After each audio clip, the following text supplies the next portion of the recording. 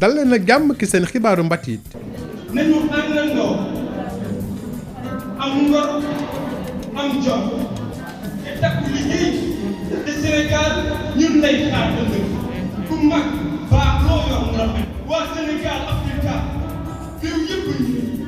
fonk suñuy làmmiñ jàng jubal jariñoo di kuréel goo xam ne moo yëngu ci wàllu wottu ak it saytu làmmiñu réew mi di wolof jot na amal guléet li ñu naan pencu Mame Younouss Dieng kataay bu gàttal woon boo xam ne jot nañ ci sargal ki nga xam ne moo di bindkat bile di taalifkat bile di Mame Younouss Dieng bi nga xam ne jot nañ ko ràññee ci lu jël bindu taalif ak it tekki bàkku réew mi di hymne national téere nettali bu gudd bile di aawo bi nga xam ne moom moo ko bindoon moom Mame Younouss Dieng waxoon na ci benn waxtaan bu mu seqaloon ak ay taskati xibaar ne wolof laa li may yëg ak di yëgaat lépp ci wolof laa koy yëg ci wolof laay yëgee li may bind te ma biral leen ne samay farañse wolof yu ñu tekki lañu loolu leen di firndeel taxawaay ak gëm-gëm bu mu amoon ci sàmm ak it aar li nga xam ne mooy làmmiñu réew mi di ko jëfandikoo ci wàllum mbind looloo tax ni ki tey ñu ko doon sargal ci teewaayu mbooloo mu takku bokk na ci ñooñu lekk nga xam ne moo di Adrame Jaxate bokk ci kuréel bile bokk ci ñi nga xam ne ñooy saytu lépp lu jëm ci wàllum làmmiñu wolof muy xam ne jot na daal di gën a delloo gëdd wolof bile te xam ne aw réew mënul sukkandiku ci làmmiñu bitim réew wala doxandeem ba mun cee suqaliku. réew mi li nga xam ne bind nañ ko fi ci làmmiñ yi bari na waaye siiwalaguñ ko ba nit ñi xam ñii nag nu ñuy def ay ndaje yoo xam ni dañ si faram-fàccee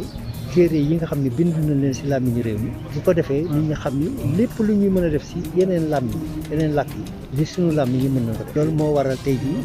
ginnaaw ba ñuy sàkkoo ni dañuy sargal Mame Younouss Dieng mi nga xam ne mooy jëkk bind téere nettali si réew mi si làmmiñu wolof ñu wane si benn si téereem bu ñuy wax aawo bi fas yéene ko faram-fàccee ba nit ñi xam ni lu ñu mën a def si yeneen làmmiñ yi mën nañ ko def si suñu làmmiñ li si des nag mooy man leen moo ma yéem ba tey lu tax waa Sénégal bugg a jaar si làmmiñu doxandéem ngir suqali am réew ndax réew mi buñ koy xayma buñ ko dee téeméeri cër ñaar fukk yi rek ñoo dégg tubaab ñaar fukk yooyu mën a jaar si ñaar fukk yooyu ndax suqali réew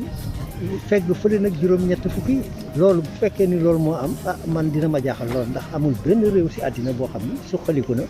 jaar si làmmiñu keneen ñi nga xam ni ñoo mujj a suqaliku te ñëpp a xam leen mooy waa Asie ci seen làmmiñ seen aada ak seen cosaan lañu jaar bu ñu ko defee nañ koy yéexal rek waaye wàcc daanu moo si gën a gaaw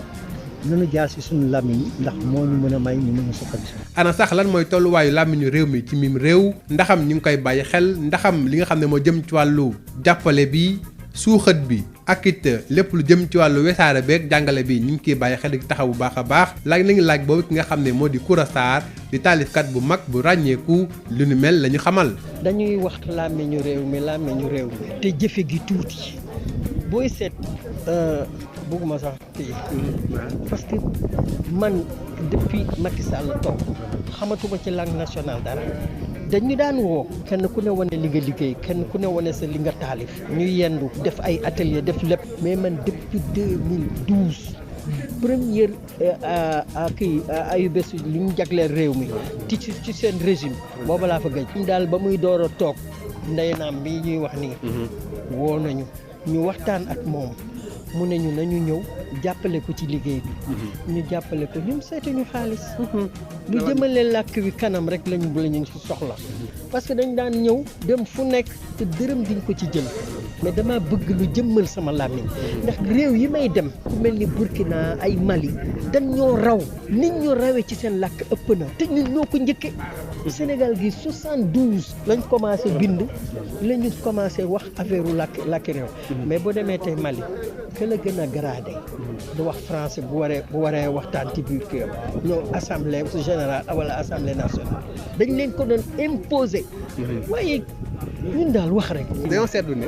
sax léegi fu mu nekk nii dafa am benn xeetu reggae maanaam benn xeetu jëlaat bu mbiri bu nit ñi surtout ndaw ñi ñu bëri ñuy intéressé wu di gën a gëstuwaat di demaat ci làmmiñu réew mi. yéen ñi ndax nemal ngeen waaye jógaat nañu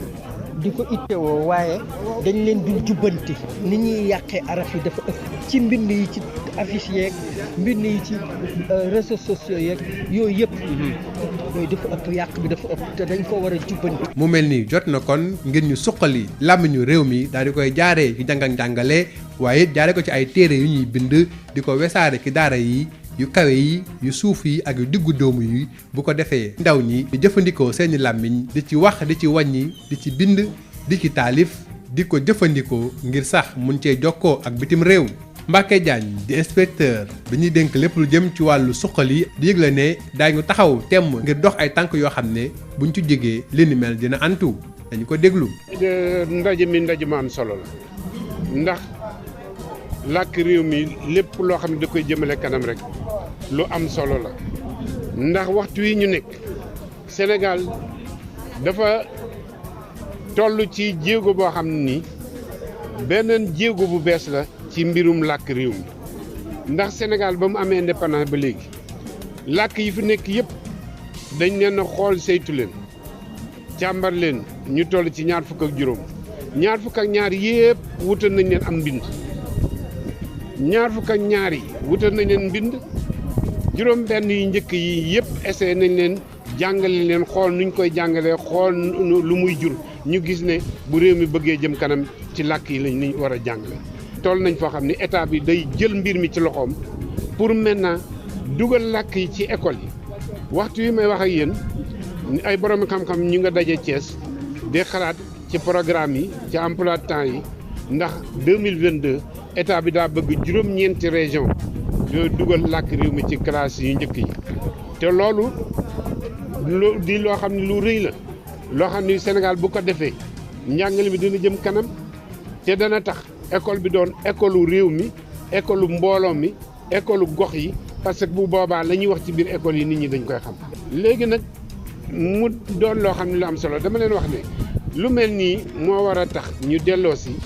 circulaire bi nga xam ne président de la république Macky Sall da koo jëloon ne nañ taxawal grand prix du président de la république pour ki gën a mën a bind ki gën a rafet bind ki gën a bind lu am solo. wala bokk mu jëf ju rëy ci jëmale kanam làkk yi ñu jox ko prix boobu sargal ko ci kanam réew mi yëpp loolu nee naan dafa jot nag léegi comme réew mi jóg na pour langue yi ñu delloosi ko te loolu danañ ci jàpp danañ ci liggéey. fii la ñu ndar keppee seen xibaaru mbatit yi ngi jagleloon lépp tey jotaay waxtaan ak taalif bi nga xam ne jotoon nañ ko amal ngir sargal kii di Mame Younouss Dieng. Bonjour et bienvenue dans votre journal de la culture. nañu àndandoo am ngor am jom te takku liggéey te Sénégal ñun lay xaar ëllëg ku mag baax loo yor mu rafet waa Sénégal Africa réew yëpp ñu. La structure Fonk Sunu Làmmiñ, constituée d'associations, d'organisations, de linguistes, écrivains, éditeurs et autres bibliothécaires ou militants engagés dans la promotion des langues nationales, a organisé la première édition de Pencum Mame Younouss Dieng, un hommage qui a été rendu à l'écrivaine et talentueuse poétesse en langue nationale wolof. Auteur de plusieurs textes poétiques et du roman écrit en langue nationale wolof Awobi, Mame Younouss Dieng est l'une des pionnières dans la vulgarisation de la langue wolof. Voici d'ailleurs ce qu'elle répondait à une interview réalisée à l'époque. Je le dis,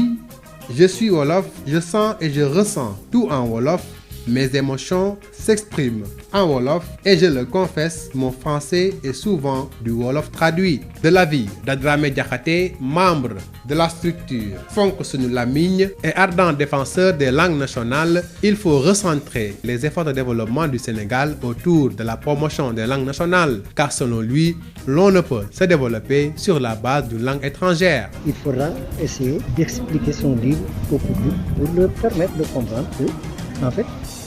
elle a écrit dans des réalités qui sont les nôtres. C'est un peu le sens de cette cérémonie. Les perspectives, c'est d'abord élargir le Fonk Sunu Làmmiñ, nous redéployer aussi un peu la structure au niveau des régions et faire en sorte que les langues vraiment que nous avons dans notre pays, pas le wolof seulement, mais toutes les langues puissent faire l'objet d'intérêt pour permettre aux gens de les approprier et de pouvoir passer par là pour assurer notre développement. Il ne sert à rien de vouloir développer le pays là avec le français parce qu'il y a 20% de Sénégalais qui parlent français s'ils le parlent correctement. Alors pourquoi on devrait développer ce pays-là en marginalisant 80%? Et il y a beaucoup de programmes, beaucoup de plans que nous faisons qui échouent parce que justement les masses laborieuses ne sont pas suffisamment correctement impliquées. Et c'est parce que justement on ne passe pas par nos langues, on ne leur explique pas les projets dans nos langues qu'il y a ces couacs-là. Et on ne sait pas pourquoi. Dans aucun pays du monde, on a assuré le développement avec une langue étrangère. Peut-être que nous, puisque nous sommes des extraterrestres, nous Sénégalais, nous allons faire quelque chose que personne n'a jamais fait. Mais je suis convaincu, moi, qu'on est en train de retarder l'échéance. Parce que si on doit se développer un jour, c'est à travers nos langues qu'on doit le faire. Et d'ailleurs, comment se comportent ces langues nationales au Sénégal? Y a-t-il suffisamment de politiques de promotion et de valorisation et de vulgarisation de ces langues? Nous avons posé la question à Koura Sarr, l'une des poétesses, écrivaines et conteuses les plus en vue dans la promotion de la langue wolof. dañuy wax làmmiñu réew mi te jëfe gi tuuti booy seet.